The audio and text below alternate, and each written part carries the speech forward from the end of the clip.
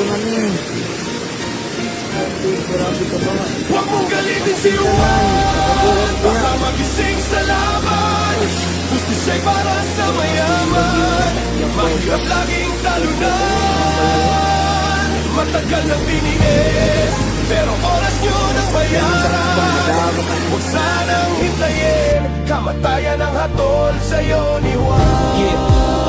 Ito ang kwento ng bawat Pilipinong naiwan ang tinig ng mahihirap. Ang laban ni Juan habang sila'y nakaupo sa kanilang upuan. Mga tao'y nagdurusa at nakabaon sa utang. Tayo'y magsama-sama, tumayo at lumaban. Nilaban ng hustisya para sa kinabukasan. At ito ang inyong tandaan. At huwag niyong kalimutan, huwag niyong galitin si Juan. Sa kanto naglalako, piso-piso lang ang kita. Habang ang mga buhaya milyon-milyon ang pinunsa. Pag mahirap ang nagkasala, kulong agad sa selda. Wala na bang pag-asa? Nasaan ang hustisya? Mga bata walang gatas, tinitiis ulam na asin. Pero ang mga anak nila sa ibang bansa nagsha-shopping. Bakit ganito ang mundo? Bakit laging dihado? Si Juan ang lumikha, pero si Juan din ang ginago. Bakit ba kasi hindi kayo makontento? Pagod ng ordinaryong tao ang puhunan ng yaman nyo. Bawat luha ng ina, bawat gutom na bata, katarungan ng sigaw. Buksan ang pinto ng hustisya, flood control sa sapa, inanod na ng baha.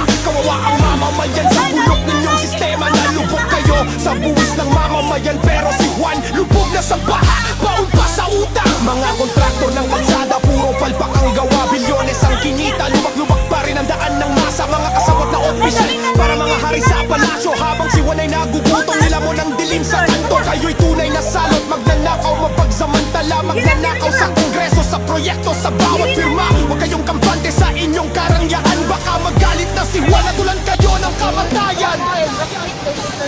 Huwag mong galitin si Juan, baka magising sa laban.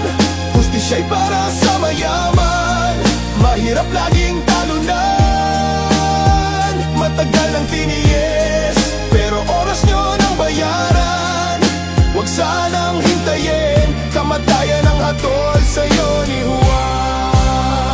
Kung walang magnanakaw sa kaban ng ating bayan, eskwela'y puno ng libro, guro'y may dangal, magsasakay may patubig, ani sagana, manggagaway may sahod na sapat sa pamilya. Kalsada'y maayos, ospital ay kumpleto, bata'y nag-aaral, hindi nagugutom sa kanto. Sa halip ng bulsay, sariling inambag, yaman ng bansay, sa tao na ilatag. Kung walasan ang korupsyon at gobyerno ay tapat, serbisyo'y mabilis, bawat tao'y may sapat. Kabataan may pag-asa, pangarap ay abot. Hindi na kailangang mangibang bayan at matakot. Kalayaan ay dama, tiwala ay buo. Batas ay pantay-pantay, wala na ang kalbaryo. Kung ang pondo ng bayan ay di na nilustay, Pilipinas ay taas noo, may tagumpay. Paninilay darating, di mo kayang takasan. Dugot pawis ng bayan, ito'y inyong bayaran. Mga kasinungalingan mo'y isa-isang babalikan. Sa dulo ng kwento lalabas din ang katotohanan.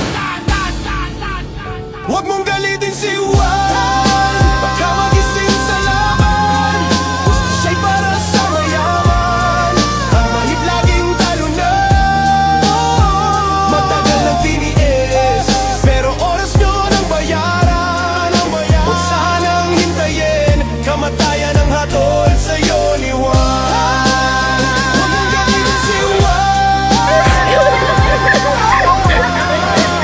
huwag mong galitin si Juan.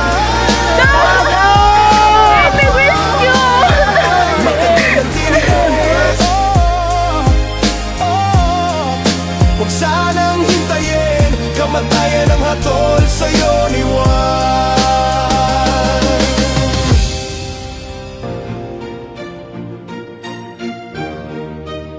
Huwag mong galitin si Juan, baka magising sa laban. Hustisya'y para sa mayaman, mahirap laging talunan. Matagal nang tiniis, pero oras nyo nang bayaran. Huwag sanang hintayin, kamatayan ang hatol sa'yo ni Juan. Ito ang kwento ng bawat Pilipinong naiwan ang tinig ng mahihirap. Ang laban ni Juan habang sila'y nakaupo sa kanilang upuan. Mga tao'y nagdurusa at nakabaon sa utang. Tayo'y magsama-sama, tumayo at lumaban. Nilaban ng hustisya para sa kinabukasan. At ito ang inyong tandaan, at huwag niyong kalimutan, Juan sa kanto naglalako. Piso-piso lang ang kita habang ang mga buhaya milyon-milyon ang binulsa. Pag mahirap ang nagkasala, kulong agad sa selda. Wala na bang pag-asa? Nasaan ang hustisya? Mga bata walang gatas, tinitiis ulam na asin. Pero ang mga anak nila sa ibang bansa nagsha-shopping. Bakit ganito ang mundo? Bakit laging dihado? Si Juan